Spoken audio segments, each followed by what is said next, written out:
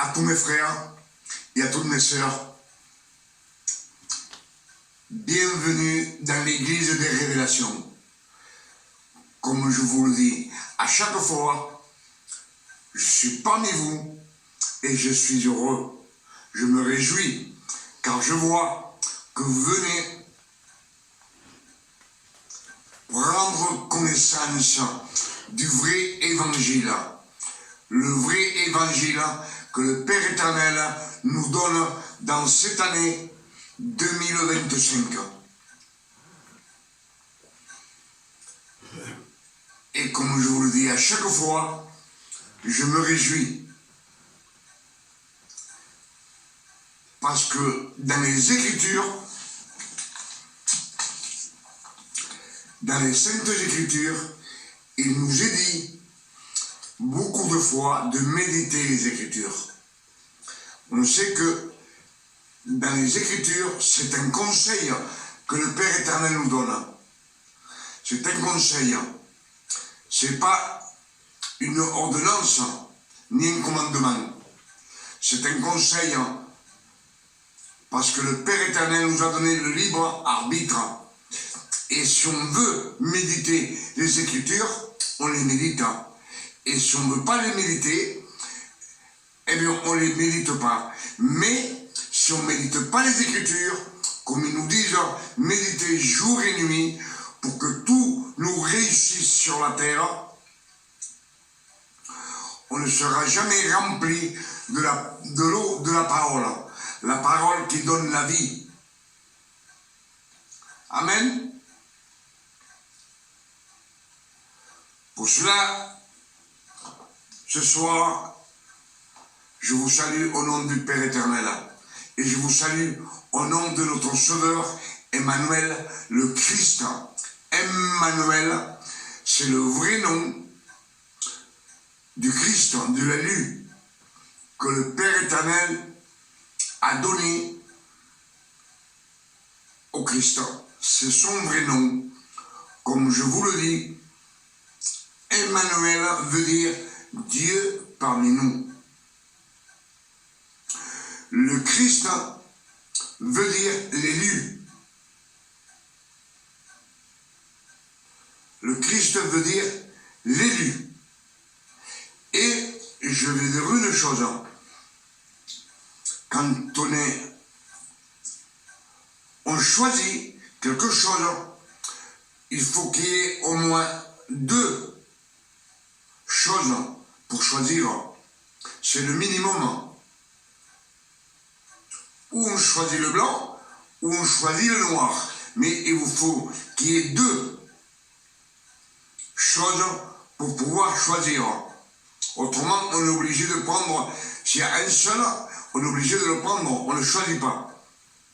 Et le Père éternel nous dit qu'il a été choisi. Choisi. On nous a dit que Jésus, le Fils de Dieu, est le Fils de Dieu. Mais Jésus, le Fils de Dieu, c'est un nom latin. Ce sont les latins qui ont effacé tous les noms hébreux et qui les ont remplacés par des prénoms latins. Tous les noms des femmes, tous les noms des hommes, le nom des apôtres, le nom des villages, le nom de Dieu, ils l'ont changé aussi. Yahvé, c'est le vrai nom du Père éternel. Je pense que Moïse ne disait pas Seigneur, ni éternel. Il devait dire Yahvé. Yahvé.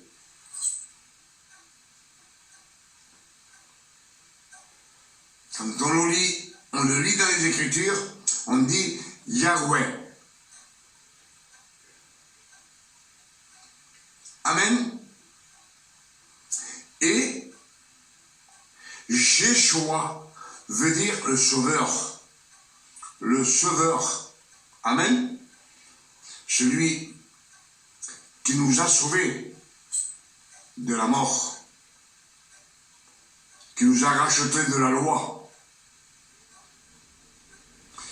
qui nous donne l'évangile, le vrai évangile dans ses révélations. Le Messie,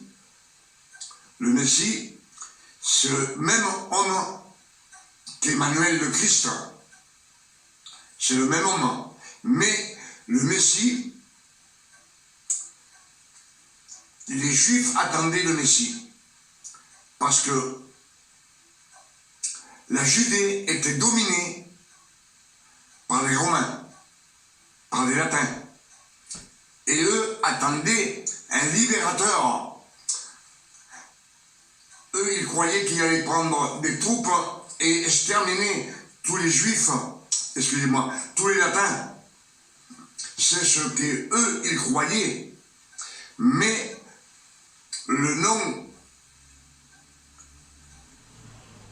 du Messie, c'est le même nom qu'Emmanuel, le même homme de chair et de sang. Et les Écritures nous disent que c'est un homme avec beaucoup de bénédictions, avec beaucoup de dons de Dieu. Beaucoup de dons de Dieu. Il a la parole, il a le Saint-Esprit dans son corps. Il a le pouvoir d'être la lumière du monde. Il guérit les malades, les sourds, les muets, les lépreux. Il ressuscite les morts. Il guérit les paralytiques. Il chasse les démons qui sont dans un corps d'homme.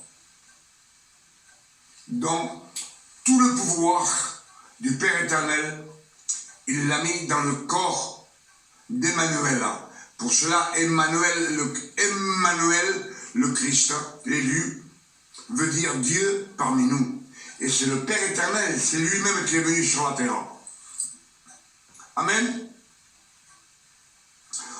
On nous a toujours prêché Jésus, fils de Dieu. Dieu n'a pas de fils. Au commencement, Dieu n'avait aucun fils, comme je vous ai dit. Il a été choisi dès les entrailles de sa mère, de la Vierge Marie. Tous les hommes que le Père éternel a choisis comme serviteurs, comme Moïse, il les a choisis depuis les entrailles de leur mère. Cela, il a choisi Moïse, il a choisi Aaron, Josué, il a choisi beaucoup de prophètes, il a choisi aussi beaucoup de femmes pour se servir d'elle, comme la Vierge Marie. Le Père éternel s'est servi de la Vierge Marie pour connaître Emmanuel le Christ. Amen.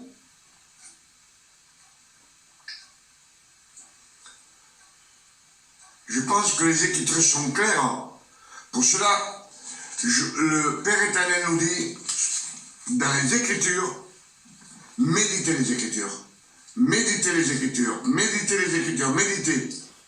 Afin qu'on trouve les révélations.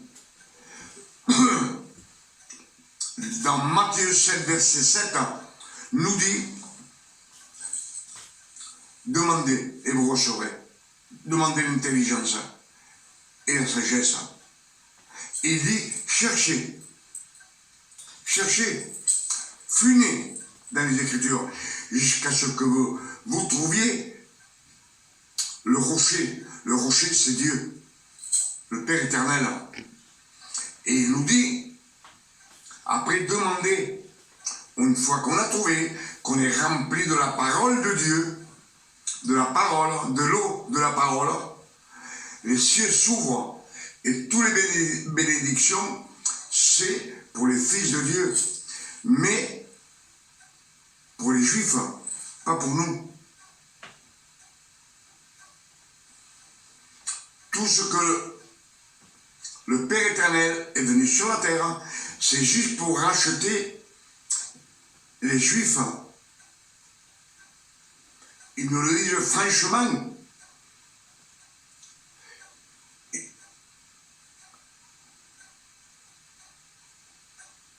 Galates 4, verset 4 nous dit, le Père éternel a envoyé le Christ, né d'une femme née sous la loi, afin qu'il accomplisse toute la loi de Moïse, c'est-à-dire les 613 commandements, afin qu'il rachète tous ceux qui sont sous la loi, pas les autres.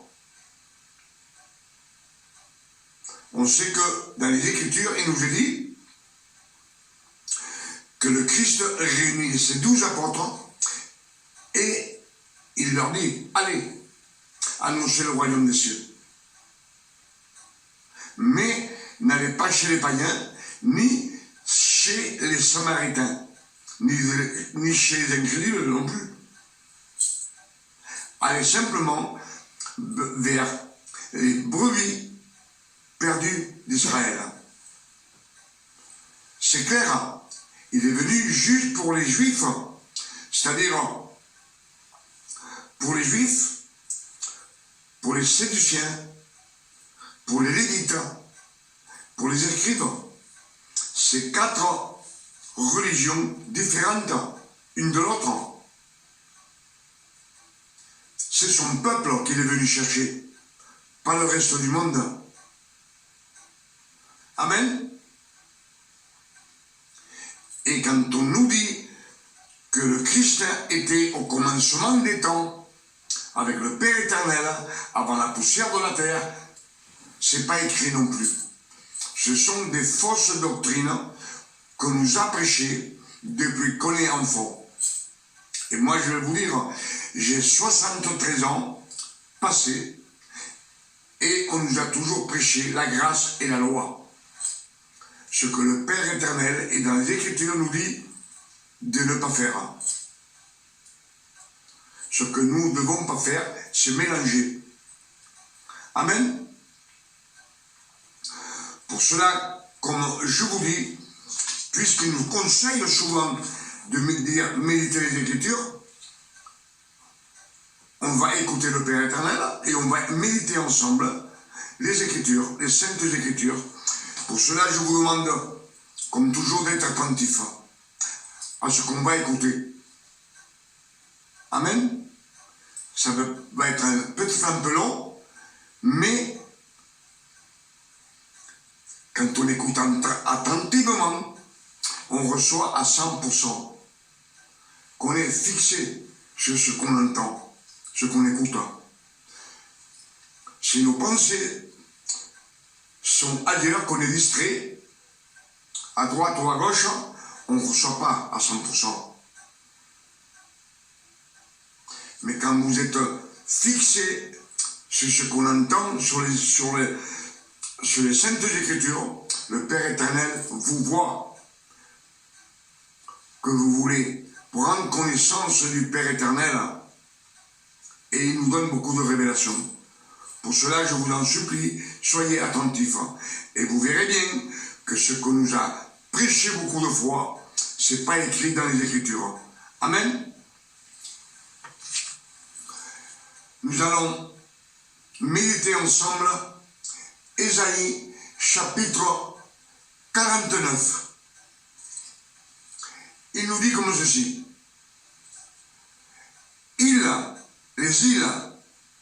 Les îles, c'est les peuples qui sont éloignés. On sait que les îles sont toujours éloignées.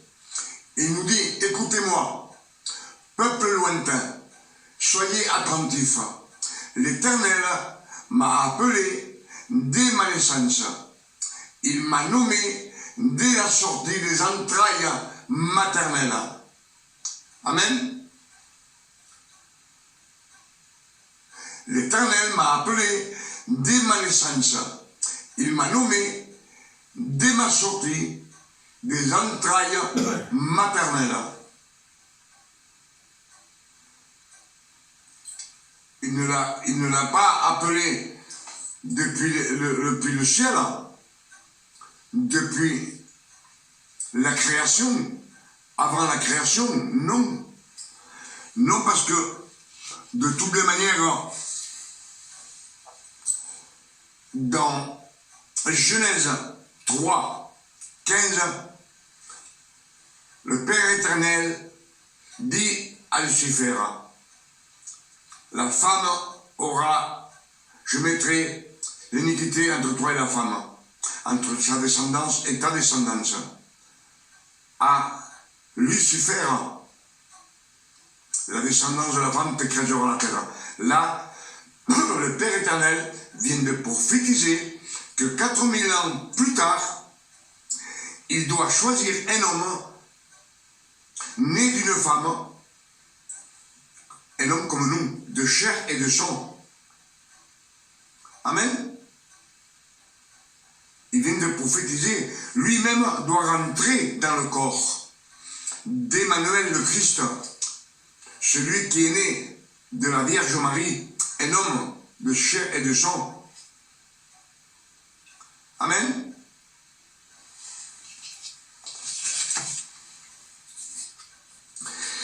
Ésaïe 42, verset 1. Voici mon serviteur, nous dit le Père éternel. Voici mon serviteur, que je soutiendrai, mon élu, en qui mon âme prend plaisir. J'ai mis mon esprit sur lui. J'ai mis mon esprit en lui. Et lui, il annoncera la justice de Dieu dans toutes les nations du monde. La justice, c'est le vrai évangile, la vérité. Amen. Et on va continuer en vous disant une chose. Jean 17, verset 15. Le Christ dit, Père, je ne te prie pas que tu les ôtes du monde, mais que tu les préserves du mal. On vit dans le monde, on ne peut pas sortir du monde, mais le Père éternel nous préserve du péché. Du péché, les mauvaises actions, les mauvaises transgressions, mais pas ce qu'on nous dit, ni ce que l'on nous a appris pendant 2000 ans. On sait que je vous ai dit plusieurs fois que les Saintes Écritures ont été traduites par les Romains. Les Romains. Les Latins. D'où est née la doctrine catholique, qu'ils ont changé tous les noms hébreux et les ont remplacés, comme ils ont voulu, et en plus, ils ont changé beaucoup de versets.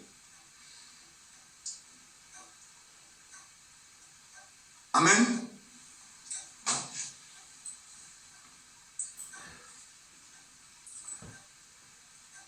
Jean 1, 14.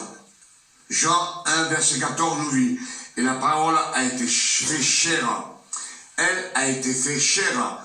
Le Père éternel a pris la parole et il l'a mis dans le corps d'Emmanuel le Christ. C'est lui-même qui est rentré dans le corps de Christ.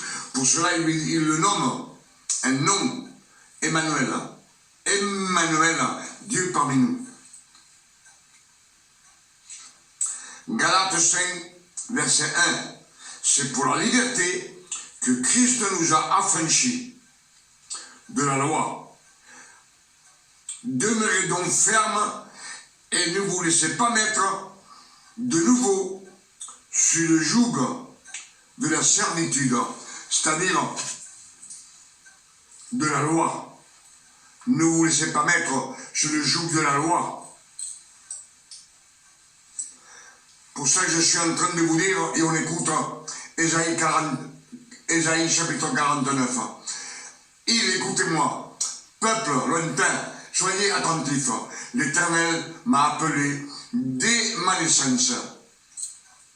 Il m'a nommé son nom, il lui a donné son nom dès ma sortie des entrailles maternelles.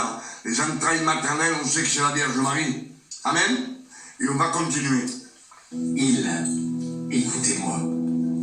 Peuple lointain, soyez attentifs. L'Éternel m'a appelé dès ma naissance. Il m'a nommé dès ma sortie des entrailles maternelles. Il a rendu ma bouche semblable à un glaive tranchant. Il m'a couvert de l'ombre de sa main. Il a fait de moi une flèche aiguë. Il m'a caché dans son carquois. Il m'a caché dans son carquois.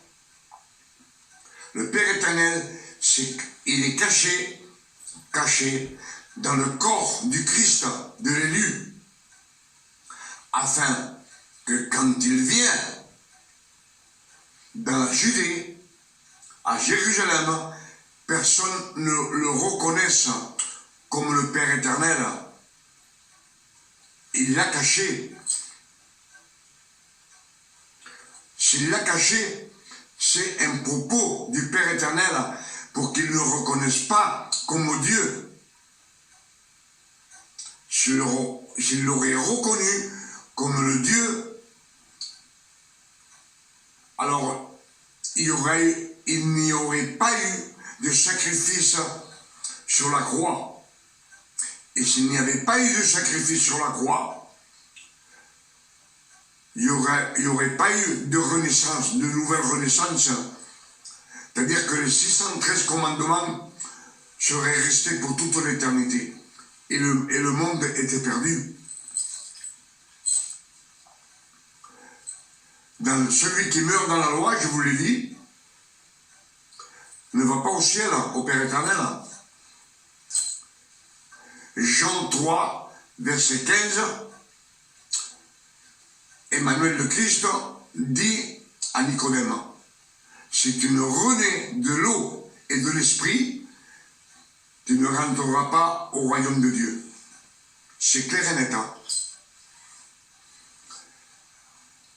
Et là, ce qu'il nous dit... Et il m'a dit, tu es mon serviteur, Israël, en qui je me glorifierai. Et moi j'ai dit, c'est en vain que j'ai travaillé, c'est pour le vide et le néant que j'ai consumé ma force.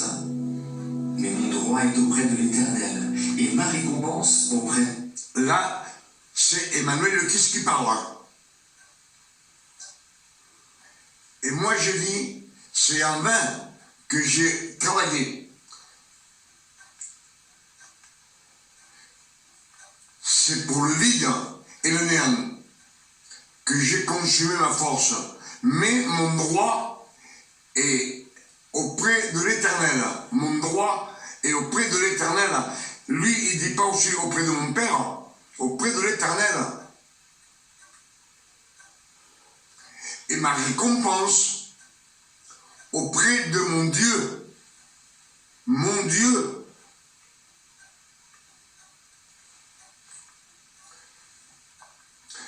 Si vous suivez mes préceptes, vous serez mon peuple et je serai votre Dieu. Ce sont les Écritures, il ne dit pas je serai votre Père. Amen. On va continuer. De mon Dieu. Maintenant, l'Éternel parle. Lui qui m'a formé dès ma naissance pour être son serviteur, pour ramener à lui Jacob et Israël encore dispersés. Car je suis honoré aux yeux de l'Éternel, et mon Dieu est ma force. Mon Dieu est ma force. C'est peu que tu sois mon serviteur pour relever les tribus de Jacob et pour ramener les restes d'Israël. Je dis. Il dit, c'est peu. C'est Dieu qui dit ça. Dieu dit, c'est peu que tu sois mon serviteur pour relever les tribus de Jacob et pour ramener le reste d'Israël. Je t'établirai pour être la lumière des nations. C'est encore un pouvoir que le Père éternel met dans le corps d'Emmanuel le Christ. Lui-même, la lumière du monde.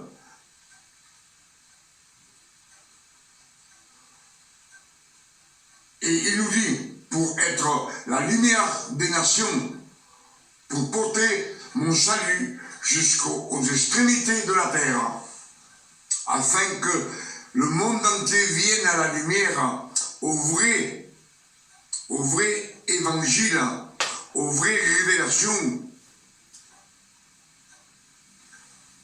Établi pour être la lumière des nations, pour porter mon salut jusqu'aux extrémités de la terre.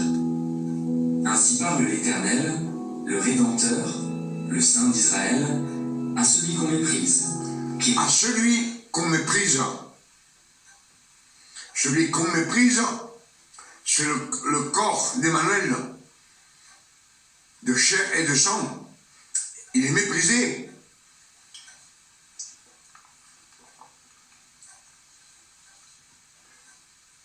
Qui est en horreur au peuple.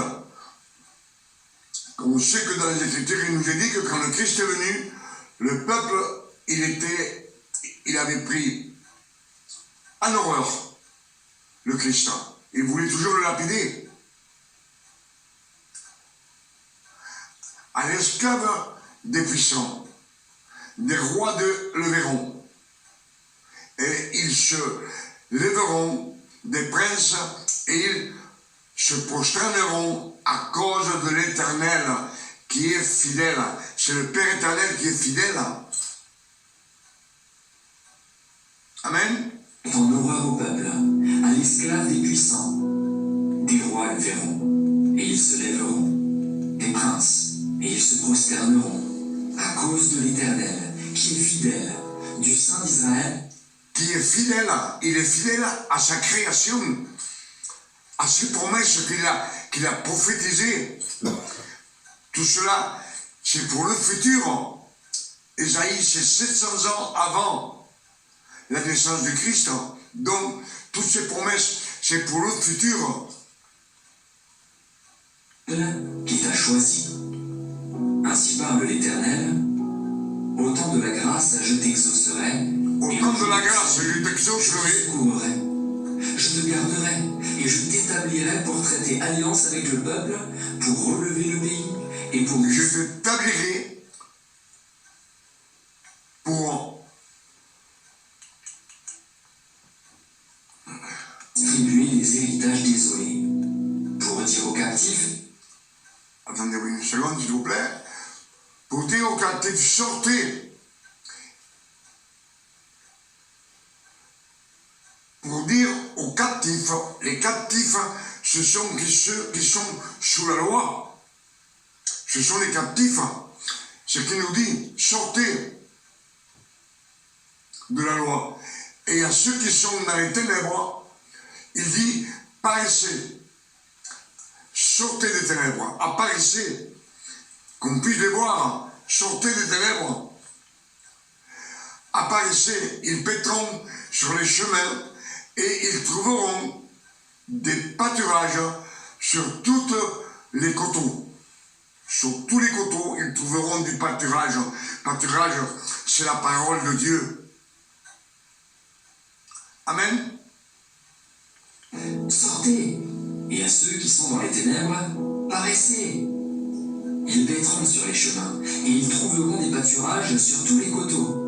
Ils n'auront pas faim et ils n'auront pas soif. Le mirage et le soleil ne les feront point souffrir, car celui qui a pitié d'eux sera leur guide, et il les conduira vers des sources d'eau. Je changerai toutes mes montagnes en chemin, et mes routes seront frayées.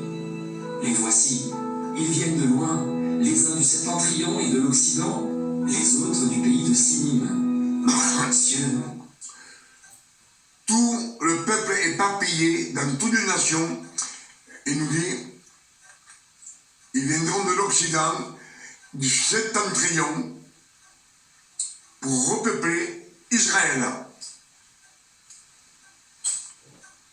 À cause de la parole du Christ. La parole, c'est Dieu, le Père éternel, l'Esprit Saint, le Saint-Esprit, c'est Dieu, c'est toujours lui-même. Car l'Éternel console son peuple.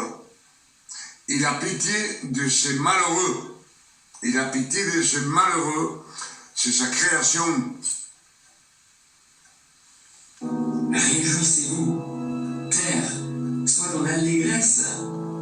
Montagne, éclatez en cris de joie.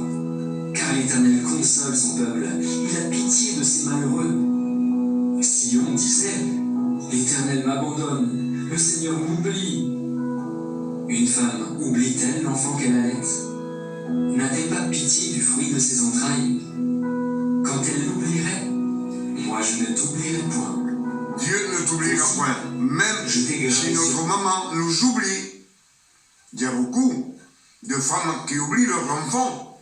Il dit même si elle t'oublierait, moi je ne t'oublierai jamais. C'est à sa création qu'il parle. Mes mains, tes murs sont toujours devant mes yeux. Tes fils accourent, ceux qui t'avaient détruit et ravagé. On va recommencer. Car l'Éternel console son peuple, il a pitié de ses malheureux. Sion disait, l'Éternel m'abandonne, le Seigneur m'oublie. Une femme oublie-t-elle l'enfant qu'elle allait? N'a-t-elle pas pitié du fruit de ses entrailles? Quand elle l'oublierait, moi je ne t'oublierai point. Voici, je t'ai gravé sur mes mains. Voici, je t'ai gravé sur mes mains. Gravé sur mes mains. Les trous des clous dans les mains. Ces trous dans les mains d'Emmanuel le Christ ont été faits à cause de nous, à cause de nos péchés. Pour cela, sur la croix du mont de Golgotha, il nous dit que il a effacé tous nos péchés. Il nous a gravés dans ses mains et dans ses pieds en plus. Mais là, il nous dit que je t'ai gravé sur mes mains. Tes murs sont toujours devant mes yeux.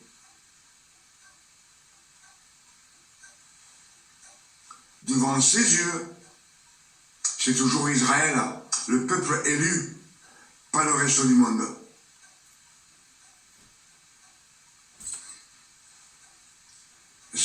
Ne dites pas que c'est moi qui vous le dis.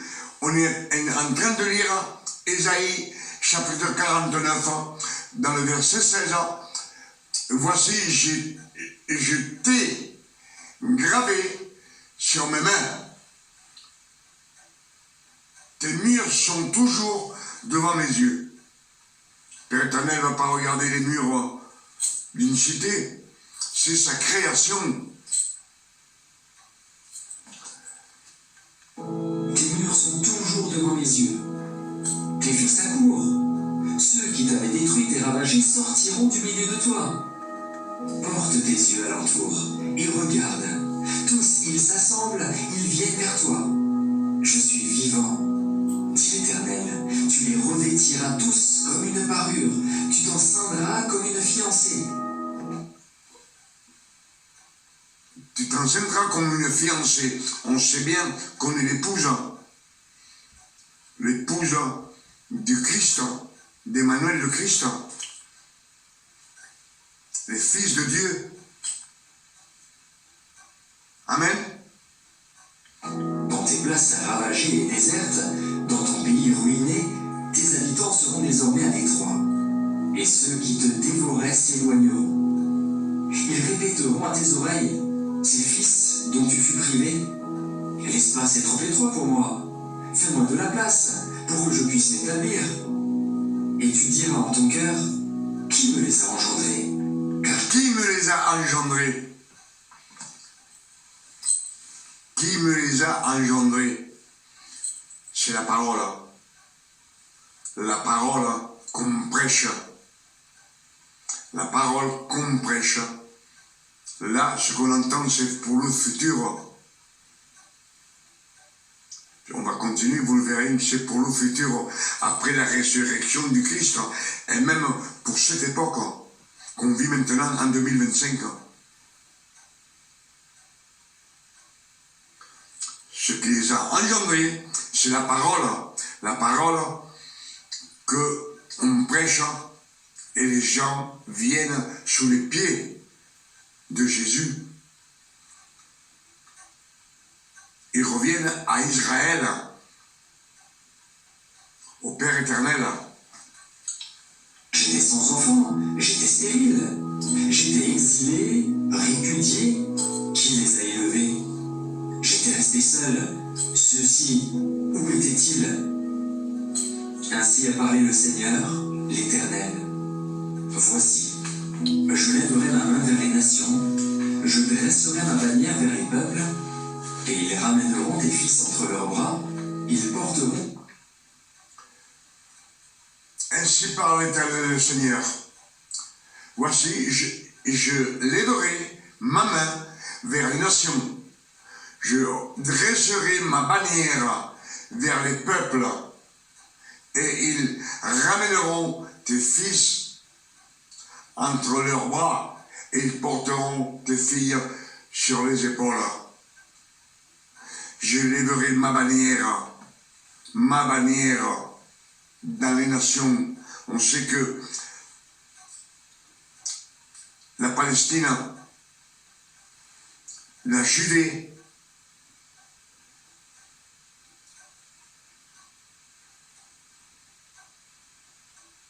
le 15 mai 1948 a été nommé comme nation, comme une nation. Il dit, je lèverai ma bannière. Et quand Israël a été nommé comme nation, tous les Juifs éparpillés dans le monde sont rentrés en Israël pour peupler la nation. Pour cela, il nous dit, élargis tes cordages. Parce que même qu'ils étaient exilés, ce peuple s'est multiplié.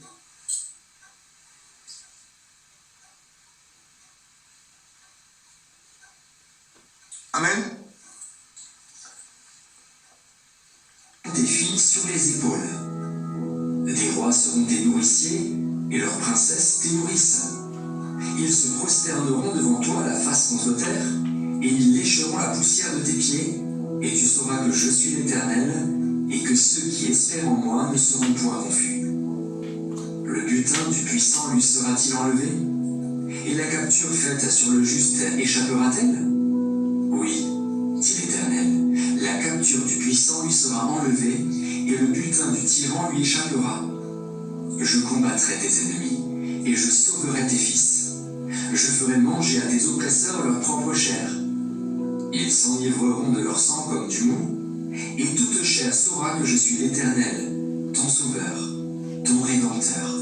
Ton sauveur, ton rédempteur, que je suis l'Éternel, ton sauveur, ton rédempteur, celui qui t'a racheté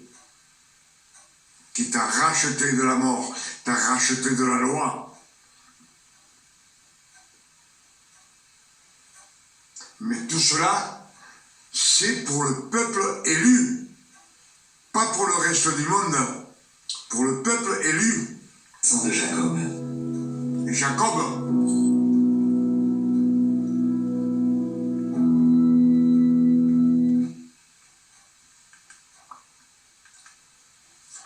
Il nous dit, Ésaïe chapitre 49, verset 26, je ferai manger à tes oppresseurs leur propre chair. Ils s'enivreront de leur sang comme du mou, comme du vin. Et toute chair saura que je suis l'Éternel, ton sauveur, ton rédempteur, le puissant de Jacob. Le puissant de Jacob. On sait que dans les Écritures, il y a un passage, un verset, où les femmes mangent leurs enfants à cause de la famine.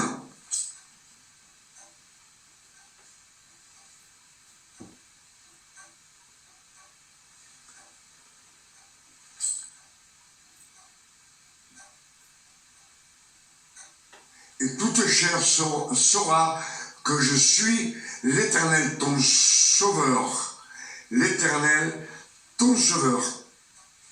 Donc le sauveur, c'est Emmanuel le Christ, c'est Dieu.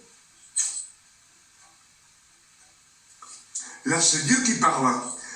C'est pas Emmanuel, c'est pas l'homme de sang et de sang et de chair. Non, l'homme qui est comme nous.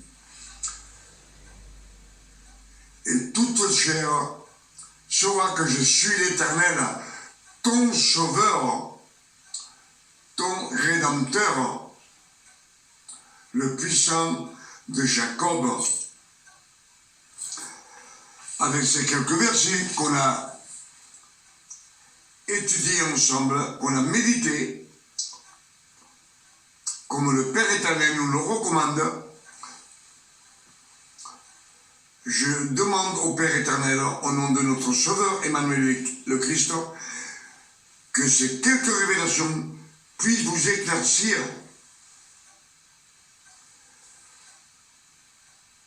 l'intelligence que Satan nous a aveuglés au monde entier et qu'on retrouve les révélations que le Père éternel nous donne dans cette année 2025.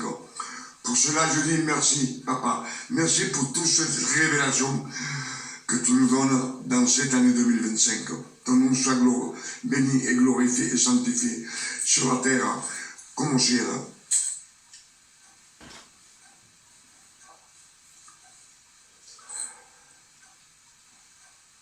On a lu beaucoup de versets. Il y a d'autres versets qui nous disent que dans le futur, toutes les familles d'Israël seront mon peuple et je serai leur Dieu. Donc, dans les Écritures, dans la généalogie de la Sainte Bible, il n'y a aucun nom latin. C'est tous des noms hébreux. Et tous les hommes que le Père éternel a choisis, il les a choisis depuis les entrailles de leur mère, tant les hommes que les femmes, depuis les entrailles de leur mère, et dans les Saintes Écritures, constatez qu'aucun serviteur ne dit le Père éternel. À l'époque, on devait dire Yahvé, Yahweh, Dieu, le Tout-Puissant, El Shaddai. Comme je vous ai dit, les noms communs, on peut les changer. La conversation, on peut la traduire dans toutes les langues. Mais les noms propres, on ne peut pas les changer. On ne peut pas les traduire.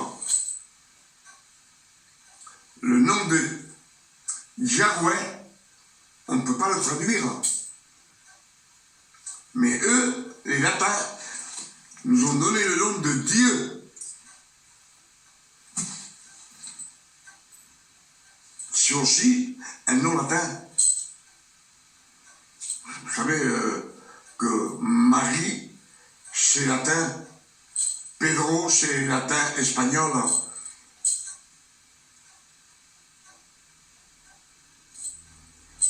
Enfin, je pense que ce que le Père éternel nous révèle ce soir, je demande au Père éternel qu'il puisse nous enlever l'aveuglement que nous avons de l'intelligence.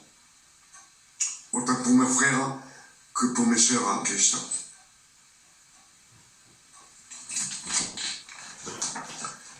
Cela, je demande au Père éternel, au nom de notre Sauveur Emmanuel le Christ, qu'il nous donne une nuit de repos, de tranquillité, de paix, de santé, comme lui s'est donné à ses fils.